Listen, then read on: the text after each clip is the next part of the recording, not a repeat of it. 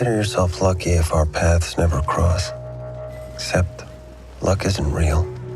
The thing that interested me about the graphic novel was this idea of intercepting thought and how intercepted thought is proffered in cinema. You sat down, the movie begins, and you hear something that is deeply personal. I serve no God, I fly no flag. And I think that most people feel that what they're hearing is the unadulterated truth. I mean, this is something Andy and I discussed, from the very beginning. You basically have 5 Bernie Bernbaum scenes, right? For those of you who've seen Miller's Crossing, it's like John Turturro gets taken out into the woods and he's gonna either make a case for himself or he's gonna make a case against himself. And so the notion was they all have to be different, right? Dolores at the top of the stairs has to be very different to Leo, the cab driver, and you have to be, and by the way, like you see a 20-year-old cab driver, you go, and he makes a pretty good case for, look, I don't give a fuck. Like, I got nothing, I don't have any skin in this game. And he gets fairly easily dispatched. And then, you Hodges, like, that manipulation is obviously years old and irksome, so he has to go.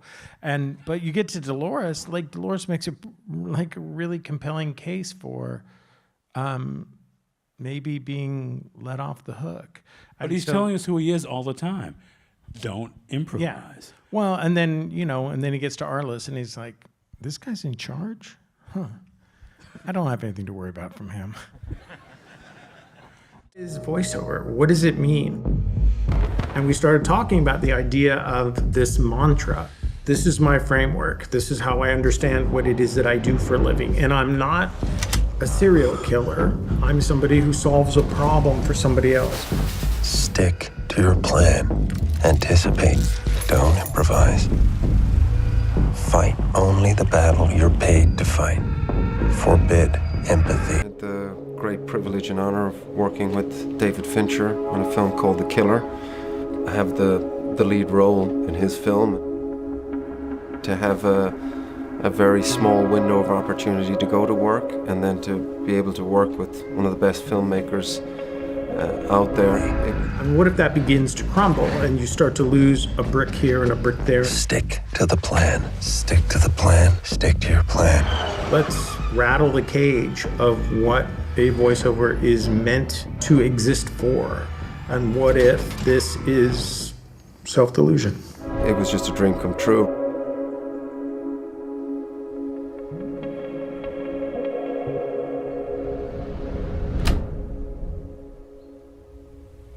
Ready, and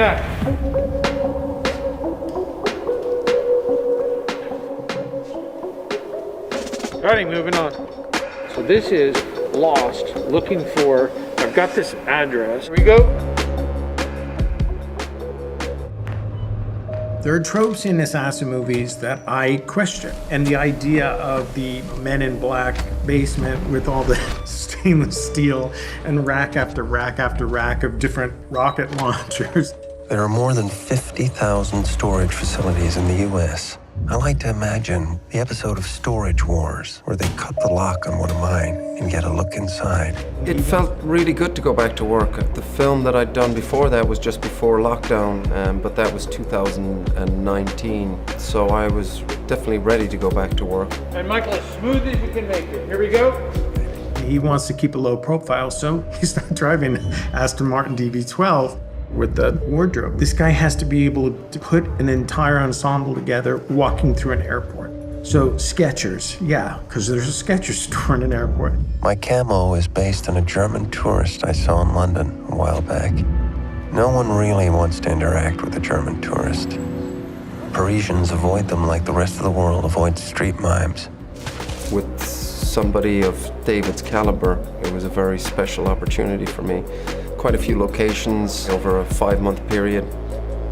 Good, very nice. We'll do one more. Don't go down with your eyes. So it's like, this is, did I get the thing? Yeah, I did. Yeah, I got the address right, but it's not here. What was interesting for me was taking the experience from what we're doing on track and bringing it on set, especially with somebody like David who films very precisely and everything is, you know, dealing in fractions in terms of how you deliver things and movement and exactly how the frame is occupied, if you will. In revenge movies, there's something to the construction of a character getting back at the people who've done him wrong. Nothing like this will ever be allowed to happen again. And generally speaking, you give him free rein to do whatever he feels is appropriate in terms of his response. And I like the idea of you're invested in this guy who's wearing a costume and he has to pretend to be a delivery person and he has to get through this security door and he has to time it all out. Normally, in these kinds of movies, the audience goes, great, he's gonna get his revenge. And what we wanted to play with was, oh great, he got in the room with a nail gun. I'm not sure I wanna see what comes next. Look at the bottom of it or look at the reflection in the road. You have to step on and deliver in a period of time. And David, he's looking for perfection and to do that within a take. However long that take is, it might be 40 seconds, it might be 6 minutes long, but within that time frame, you're looking to do everything exactly as it should be. No, that's how it happens. It's like you go, what if there was a joke here about this? And and you kind of find your way. But So not okay to that's an explanation. I want to see the top of the plate. There we go. You've taken on board all the notes, and there's plenty of them to digest. But in the moment when you're trying to deliver those notes, you're not thinking at all. Your input into that was totally different from mine, which was like, well, wait a minute. So she sends him away to get the flight. So she's trying to get him, but it's her bottle. So that would be the bottle that would be poisoned. And I was like, we didn't even think of that. That's too complicated. She had a knife. Yeah. She had a knife in her purse. You saw it. it's a much shorter movie that way. That makes all the sense in the world. I get that. I just don't want to see the mix-up in the bar when they... Wait, that was the wrong bottle. Yeah. 3 of the patrons at table 6 are dead.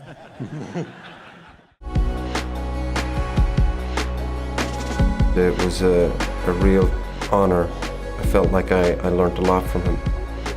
It was a full-on shoot, very long hours, and sometimes 6-day weeks, so there was literally not enough time for me to get into a car and do any training whatsoever. Right, very nice. So we wrapped up the film in LA end of March, and I got directly on a flight the next day and then came straight to the track, really. Misdirection involved. You're really not pointing the camera where we're expecting to see it. In the fight scene? Yeah.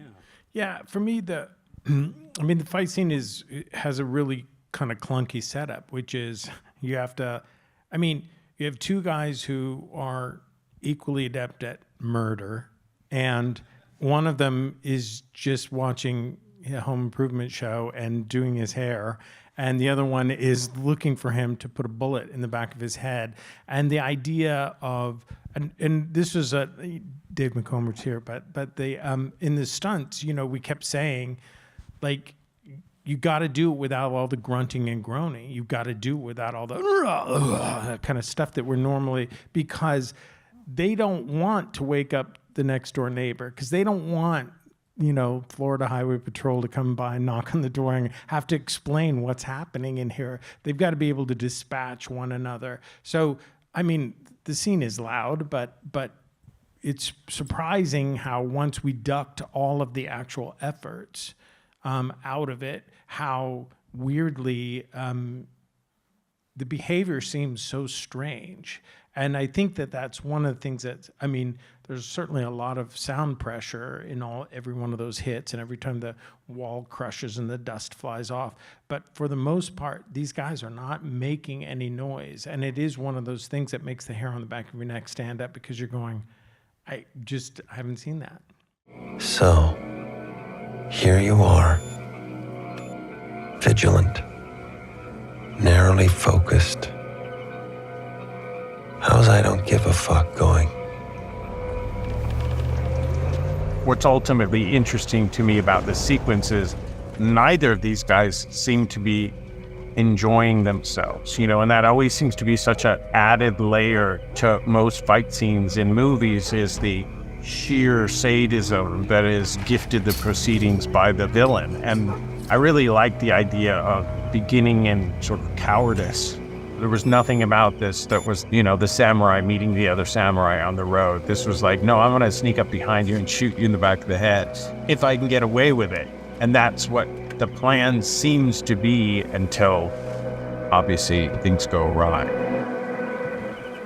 David definitely was searching for some kind of an elevated sense of fear that he wanted to get from the audience. And of course, he photographed it completely in the dark.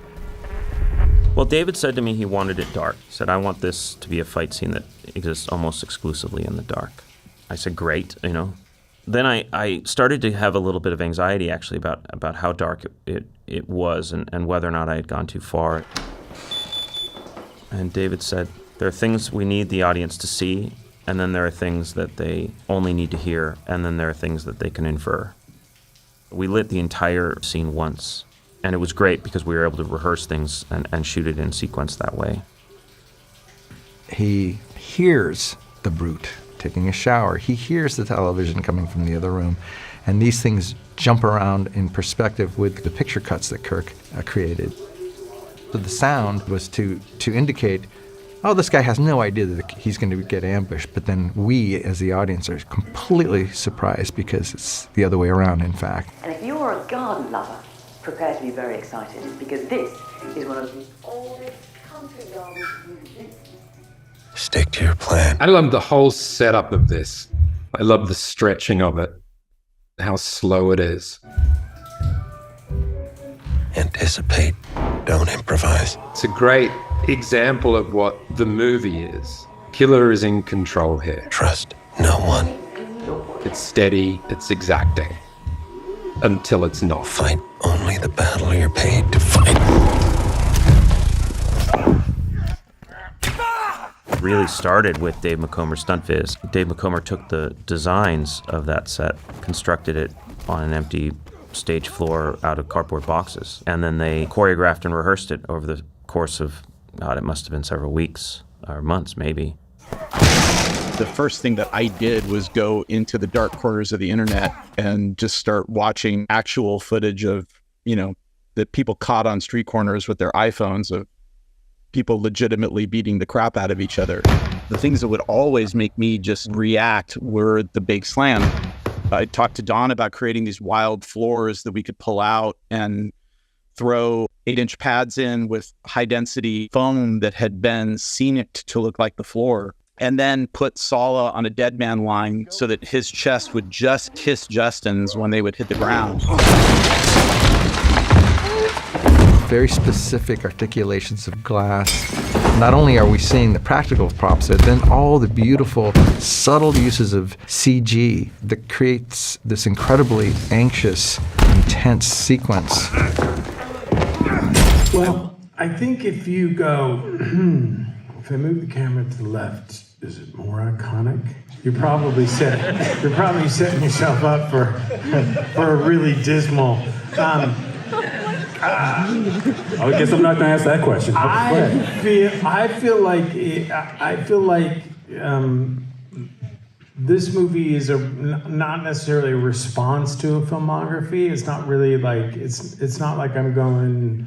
I mean, what I liked about this idea was to do something that is this rigorously subjective. I'd never subjected myself to that before, and now I know why. It's just not fun, but it's an interesting place to put an audience in, and there are some things that come out of it that are interesting. But no, I don't think in terms of. I've got to come up with something more memorable, because I think that's a fool there. I love the TV. We discussed this initially as a way that Justin would be so backlit that you would never know that it was him. We were having issues with the power center in the TV. When Justin hit it, it would shut the TV off completely.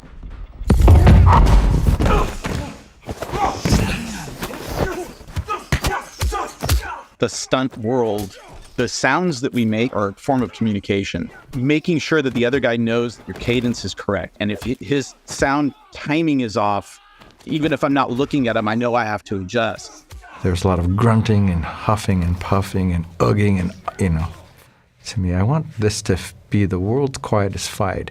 Only in so much as that these two guys didn't want to wake up the neighbors who would then call the cops on them.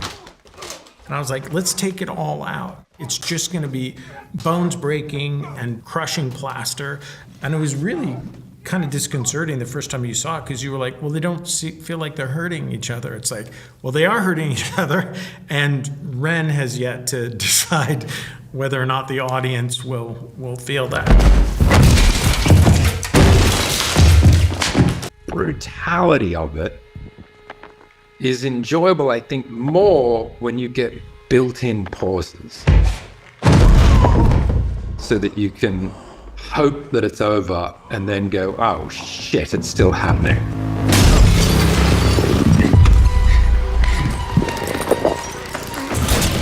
Stick to the plan. Anticipate. Don't improvise. And it was always about the mantra that the killer was using to kind of make his way through each job and make it through each day. And the first version of it was very much a lot of voiceover in that very first part, the mantra into the second and third acts. And when we were done and it'd been cut together, David's kind of like, we're going to have wall-to-wall voiceover. This is not enough. Oh, wall-to-wall. I thought just throw a lot of music in there between the. So for a half second, I was like, oh, now I have all the more opportunity to disappoint you, David. But I said, why not go through this exercise? And it was really a tribute to him. I say that he found the right balance. Despite my laziness, we got it there. Hopefully. Of spoken dialogue is 10 lines of dialogue. And I was like, well, that would be amazing. Like, that's a great challenge. So I really did first draft. I got it down to, some of them were rambling run-on sentences, but I got it down to 13, a baker's dozen of lines. So then when I'm watching what they've shot, and he occasionally says, like, put the card over here for the food, or he says, hold that door. I'm like, you fucker, you're adding more lines to this.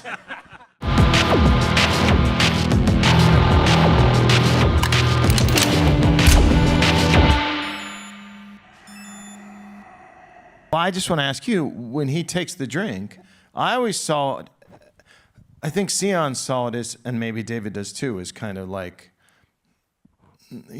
just kind of a fuck you. But I saw it almost like, let's move this along. Okay. Yeah. That's He's not saying that to me. It sounds like it. Yeah. This is not me talking to him. No. Fassbender it's like offered this up as an idea. What if the last drink, instead of waiting for her, I just go, let's get out to the snow. Yeah, let's go. And I was like, okay. Let's go. At that point in the movie, we all wanted a drink, so it was. But that's the sequence where the film really sort of takes off for me. It is the Bernie Bernbaum scene, because it's like that. It's almost like that last scene before Gabriel Byrne kills him, where you sort of feel like, oh, well, is there going to be a power shift here? Because he has the drink. But then I thought, too, he's having the drink to sort of lull her into this sort of sense of, I'm listening to you. I'm going to let down my guard. Because he still doesn't talk anymore. So that drink to me felt like a little bit of a shell game. It felt like a Gabriel Byrne sort of like, I'll let you talk. Yeah, Michael offered it up as this idea of like, let her know that we're no longer moving to your backbeat. We're going to take over, the bass line and the drums for this, and we're going to move this along. And it worked really nicely on. But I love how she, and I'm sure people hopefully notice that she's in his head enough that she's the one who's really, other than the brute, which is also a woman I love, but she's kind of stepping on his mantra voiceover. So I think she's a little in his head more than he wants to admit. Stick to your plan. Trust no one. Stick to the plan. Forbid empathy. All of our conversations in this movie were all about point of view and pace, really, you know, and it was the kind of broad look conversations were, okay, it should be dark here, you know. Okay, we're in the Dominican Republic, it should be bright and hot here, you know. But everything was about what the audience sees, what they don't, what he sees, when it's objective, when it's subjective, and you know, and it was fascinating going through it and hearing David's, okay, we'll do this with picture, we'll do this with sound, we'll do this with picture and sound, we'll do this with where they're complementary, we'll do this where they're in opposition, and sort of thinking about the movie. It was the first movie I've done where I've really thought about structure in a way, in kind of a new way. You know, in terms of how the whole film is constructed and how the individual scenes are constructed, because so little of it involves pointing the camera at actors saying lines. You know, it's very much about, the film was about including things in the frame that were of particular importance. I mean, in terms of the darkness, yeah, and the fight scene is meant to be just sort of barely perceptible. So you get a sense for what's going on, you get a sense for where everybody is. But you don't see every hit. You might hear it or you don't hear it. The Killer demanded precision. It is about method, and it is about being an expert in something. Our process of making it demanded an exacting thing.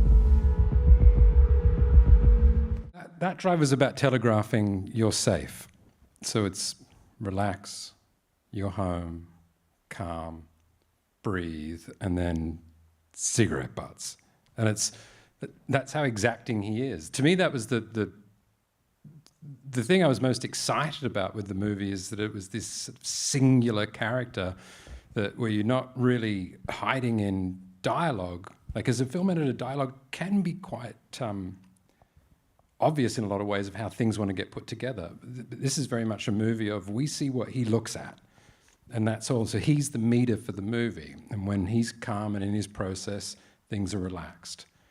And then when something's out of his plan, the pace is going to pick up. But it's all about him. He controls the dialogue scenes with where he's looking and how he's responding. He can speed a scene up, he can speed a scene down. You know, when its process is slow, stretch, something out of his plan is fast, go. The opening Paris scene, that's where all the rules came about. Stick to your plan. And then as it plays out, it's just an erosion of that idea by design. The voice diminishes, his mantra reduces. This is what it takes if you want to succeed. Killer is a revenge film about a man whose profession is on the edges of society. His sort of breakdown of his own rules is what's the journey of the film. There's a lot of time and energy and focus spent on perfecting the image. It's sort of infinite in the choices of what you want to highlight and what you want to push forward. And it's about sort of the excavation of all of that and how to put it best together with intention. The sniper scene was the hardest one to wrestle to the ground. Kirk kind of came up with this thing, well, what if we put the VO only over shots where we're looking at Michael? I find music a useful distraction. When we're in his head, we had a Smith's track on full blast. It forced a cutting pattern. So then it starts kind of becoming voiceover music, voiceover music. Anticipate, don't improvise. Everything revolves around the killer, where he looks, what he's doing. We see what he sees. The way that we work with Kirk on our editing team is really collaborative. Kirk will choose selects or get an edit to a certain point and then actually hand things off Myself and David are able to kind of like get in there and edit and move quickly, or we have access to the latest sound. If we think up the music tracks that we want, they're instantly in there. We really rely on the robust ability of Premiere Productions to further inform and refine the exact way the story is told. Where do we need to place music? The beauty in all movies that we've done with Trent and Atticus is that their initial sketches usually get us 90% of the way there. When he goes to the Dominican Republic, the track is designed to go, everything's okay, we're safe. When the killer spots the cigarettes, it kind of curdles away and disappears. It's like, you're not safe. We can take an entire movie and break it down into multiple different scene projects that are each self-contained and each small, and our edit projects and our edit reels productions allows us to make that manageable and organizable and have projects that open in seconds. What's happening in Premiere, instead of me just working with the dailies and they stay that way forever, there's this constant upgrading of what we're working on. And it has a big impact in how things play. Pacing of preparation, of method, that gets to take its time. And the moment you press a trigger, you're not in control, something's set in motion, and you just move through it, and the pacing dials up to 11.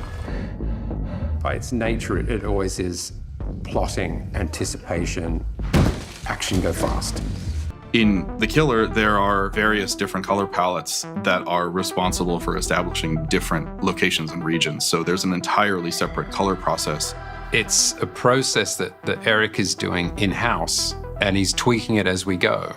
The fact that we're all in HDR means I don't have to translate it to Rec 709. I never have to do that until the end of the show, which is new.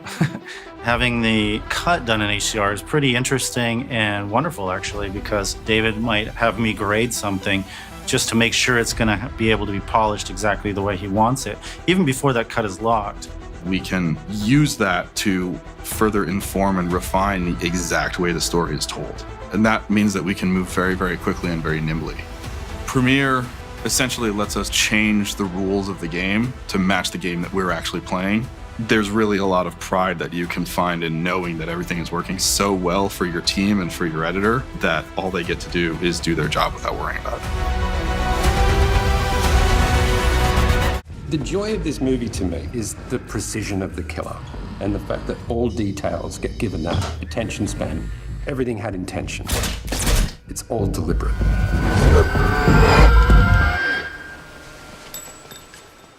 Don't empathize, but look how kindly he dispatched Dolores. But promise me you won't leave things looking the wrong way. He fulfilled her wish. Say it again. How kindly he dispatched Dolores. He showed. Ladies and gentlemen, Andrew Walker. Showed her gently down the stairs. It's like a dance move when you put it that way. Merrily. The score is phenomenal. At what point does that come into your process of mixing and driving the tempo of the film? I'll try to say this quickly because they're not even fucking here. But what ends up happening with these guys, because they are so singular, is that you kind of, you present them with a script, you sort of tell them what's not on the page or what other areas you're going to sort of play in. And strangely enough, I think we had some cut footage that we gave to them before they started. So they'd seen some stuff, but it was like all that stuff, like looking into the Target apartment, like that was just a sound stage. And none of it required an inordinate amount of animation on top of it for it to even remotely look like what it was supposed to be. But they did this thing, and they do it often. You're never quite sure if you're being tested by Trent and Atticus. So they will send like 13 or 14 different cues, or some cases they're loops, in some cases they're just a melody line or something. And the ones that we choose from and send back to them become kind of a Rorschach test. And so I remember we chose like 4 or 5 that we really liked, you know, and we'd tempt some scenes with that stuff. And Atticus's response was, "Oh, you're going for the weird stuff." Which I always love, you know, whenever somebody who's that dry is like, hey, you're drinking out of the weird bottle. You know, I'm a contrarian, so I tend to kind of want to keep going. But we ended up in this because we were trying to find stuff that worked at high frequency and low frequency and left the middle frequency for the voiceover. We kind of ended up gravitating towards the stuff that was very music concrete, and so that was kind of one of the first tracks they sent was what we used for the getaway in Paris in the first batch that came. The vocal choral. Yeah, and it didn't come with instructions. It was like, what do you think of this? And but it was we placed it on that scene because it was almost counterintuitive. Because you'd be used to seeing music on a scene like that starts going, the chasing, we're in the chase now. And this immediately, when it went wrong, it was that much more internal sound working almost like a sonic version of his mantra. It was almost like a discipline, kind of going, there's a plan for this. We've thought this through. Relax, slow down. Yeah. The other thing that I really enjoyed about mixing their music was the sounds that they create, Trent and Atticus, and particularly in this score with this throbbing low frequency. It's almost like a modern music concrete version of a heartbeat that's just pulsating. And that's a really great space to occupy in the mix because it creates a sense of anxiety and tension, and yet you don't really notice it. It's this thing that's just sort of percolating under the narrative. Which means it's complementing the oral mix you've done too, which is all about sort of like this shell game of making things quiet. Those kids playing as you hear the sound of the well lubricated gun. I mean, there's no friction in any of the metal in this movie. Everything sounds like it's been like worked on.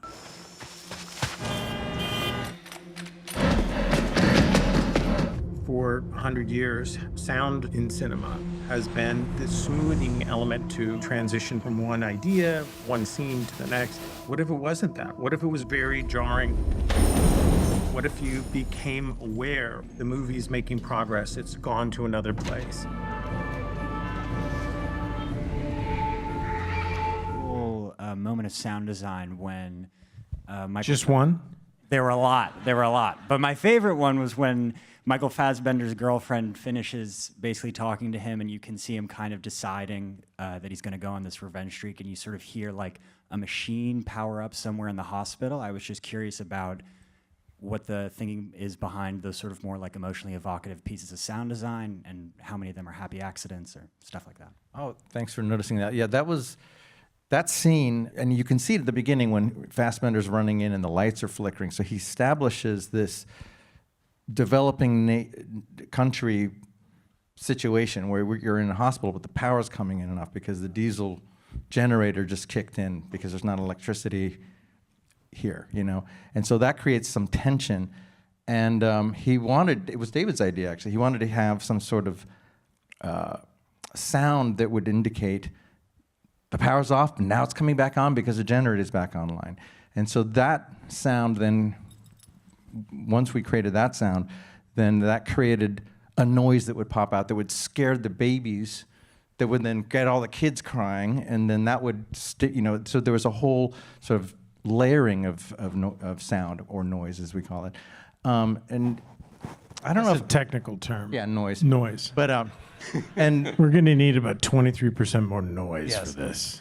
Yeah, I like calling it noise because it's what it is sometimes. But that less precious. Yeah, less precious, and we say let's put some other noises in. But yeah, that moment where you noticed there is this, he's deciding, that's the revenge moment, and the sound of that motor kicking in. We actually really worked on that, so I really appreciate you noticing that. And that sound of it coming in and ramping up. It's him going, I'm gonna find these people, and so that sound then cuts to the beach, and now we're off on our way. So the rhythm of it really kicks off from that sound. Anytime the camera cuts to a different angle, we wanted the sound to reflect that change.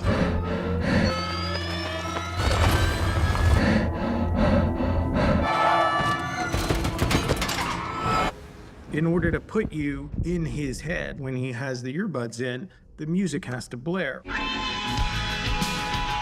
So we put the VO only over shots where we're looking at Michael. Anticipate, don't improvise. The tension or a sense of anxiety can be created just with sounds or sounds going away. I love the Dominican Republic sequence just because of all the aggressive noises that are in there. Sounds of ugly motorbikes and noise pollution. It gives a sense of tension. When we meet the taxi driver and we get into his cab, we wanted to create this piece of plastic that's separating these two people. We wanted to feel the sound shifting through there, but that wasn't recorded in a car, it was recorded on a soundstage.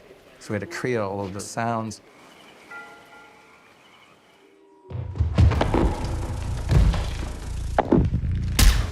We wanted to make this the world's quietest fight. Because it's an assassin killing an assassin.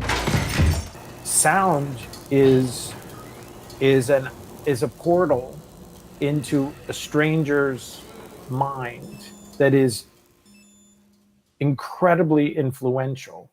And if we don't avail ourselves of this access, then we're stupid and we should die. And you mentioned a couple times, you seem to have an inordinate amount of baby crying sounds in your collection. Screaming children. I'm not happy till the babies cry. Screaming children. That's where we're going to end it, ladies and gentlemen. Let's thank the crew here. Thank you all for hanging out. From The Killer.